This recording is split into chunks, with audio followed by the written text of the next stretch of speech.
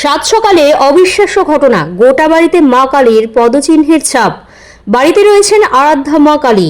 বাড়ির সদস্যদের, পরিবারের লোকের অনুমান মা কালী গোটা বাড়িতে ঘুরে বেরিয়েছেন, আর সেই পদচিহ্ন স্পষ্ট হয়ে উঠেছে। এই খবর ছড়িয়ে পড়তেই পার্শ্ববর্তী বহু এলাকার মানুষ ভিড় জমাচ্ছেন এই অবিশ্বাস্য দৃশ্যের সাক্ষী হতে। ঘটনাটি ঘটেছে আজ মঙ্গলবার পূর্ব বর্ধমান জেলার মেমারিন ২ নম্বর ব্লকের অন্তর্গত সাতগেছিয়াতে। সাতগেছিয়া গ্রামের বাসিন্দার চন্দন ব্যানার্জির বাড়িতে বেশ কিছুদিন যাবৎ তিনি তার আরাধ্য দেবীকে মূর্তিরূপে বাড়িতেই পূজা করেন। তার ঘরের মধ্যে রয়েছেন মা কালীর মূর্তি। মঙ্গলবার সকালে তিনি বাড়ির দরজা বন্ধ করে বাড়ির থেকে বেরিয়েছিলেন। এরপর বাড়ি ফিরে তিনি দেখতে পান তার গোটা বাড়িতে পদচিহ্নের ছাপ। তিনি জানিয়েছেন তার বিশ্বাস তার আরাধ্য দেবী মা কালী গোটা বাড়িতে ঘুরে বেরিয়েছেন।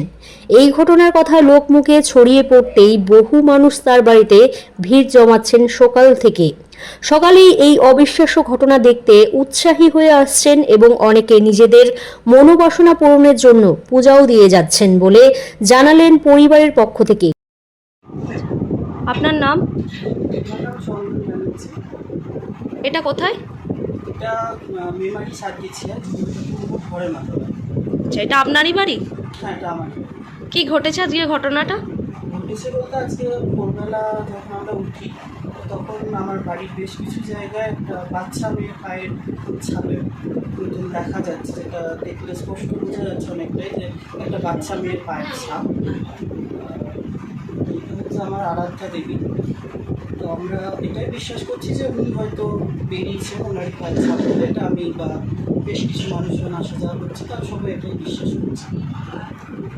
ওটা আপনার নিজের হাতে তৈরি? ঠাকুরটা মাটির কাজটা পালবাড়ি থেকে করিয়ে আনা, আর মায়ের অঙ্গরা সাজ ইত্যাদিগুলো আমার নিজস্ব। নিত্য পুজো করেন? হ্যাঁ, নিত্য পুজো হয়, আমার সাথে পুজো হয়।